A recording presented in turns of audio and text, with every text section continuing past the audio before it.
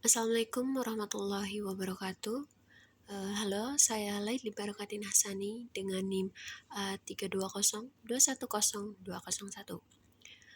Baik, di sini saya akan menjelaskan sedikit tentang komparatif. Oke, yang pertama itu ada meaning atau pengertiannya. The term comparative typically refers to the form of degree of a word or phrase that indicates a comparison between two or more things. It is a grammatical construction used to compare the qualities, characteristics, or degrees of different items or entities. In linguistics, the comparative form is commonly used to express a higher or lower degree of a quality or attribute when comparing two things. For example, in English, adding the suffix er to an adjective forms the comparative degree. For example, the word is bigger, faster, stronger. And the word this to indicate a higher degree of the quality described by the adjective compared to another. Jadi, istilah komparatif itu sendiri umumnya merujuk pada bentuk atau tingkat kata atau frasa yang menunjukkan perbandingan antara dua hal atau lebih. Ini adalah konstruksi gramatikal yang digunakan untuk membandingkan kualitas, karakteristik, atau tingkat antara item atau entitas yang berbeda. Dalam linguistik, bentuk komparatif umumnya digunakan untuk menyatakan tingkat yang lebih tinggi atau lebih rendah dari suatu kualitas atau atribut ketika membandingkan dua hal.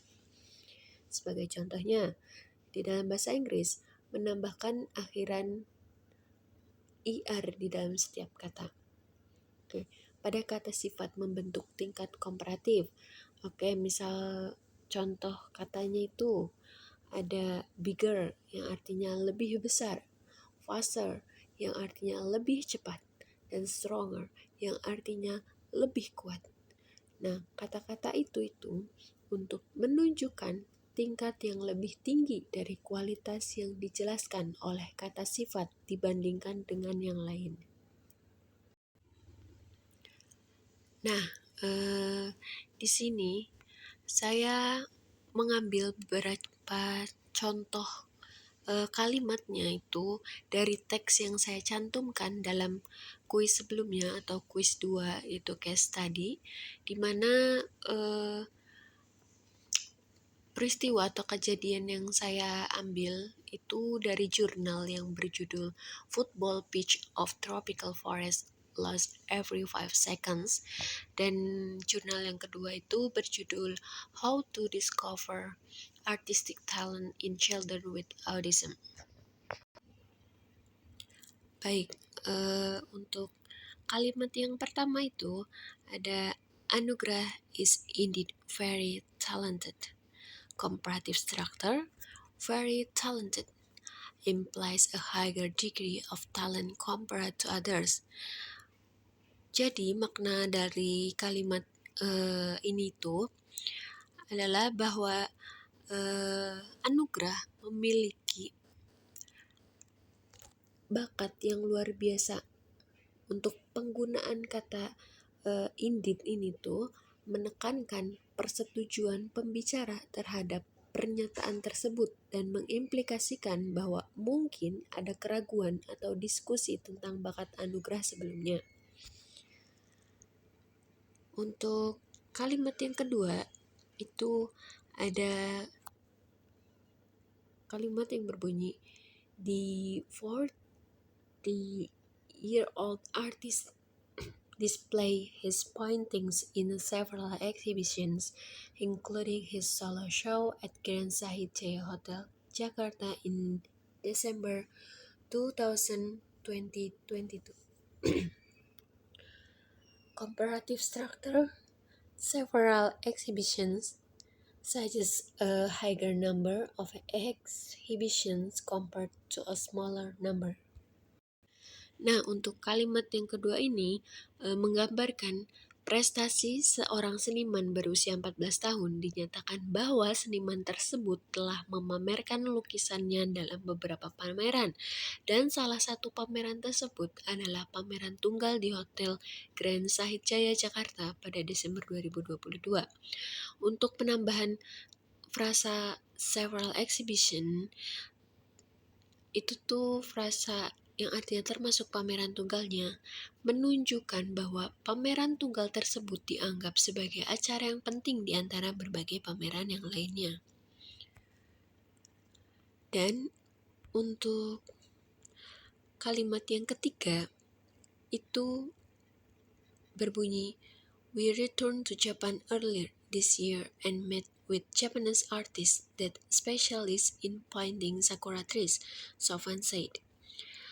Comparative structure, Japanese artists that specialize in painting sakura trees, implies a comparison with artists who specialize in other subjects or style. Nah, untuk kalimat ini, Sofwan menyebutkan bahwa dia dan orang lain kembali ke Jepang dan bertemu dengan seniman Jepang yang khusus dalam melukis pohon sakura. Untuk penggunaan frasa Japanese artist that specialize in painting sakura trees, yang mana artinya khusus dalam melukis pohon sakura, ini tuh mengimplikasikan bahwa seniman-seniman ini memiliki fokus atau keahlian khusus dalam melukis pohon sakura. Mungkin membedakan mereka dari seniman-seniman yang mengkhususkan diri dalam subjek atau gaya lain. Nah, untuk kalimat yang terakhir ini berbunyi, "Children with autism usually have speech delays." Comparative structure usually indicates that speech delays are more common in children with autism compared to the general population. Dari kalimat yang terakhir ini tuh menjelaskan bahwa umum bagi anak-anak dengan autisme mengalami keterlambatan perkembangan bicara. Untuk penggunaan kata usually atau yang artinya biasanya ini menunjukkan bahwa keterlambatan bicara lebih umum atau lebih sering diamati pada anak-anak dengan autisme dibandingkan dengan populasi umum.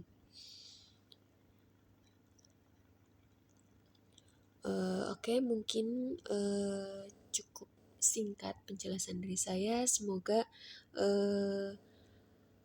apa yang saya sampaikan bermanfaat dan mudah dipahami. Sekian dari saya.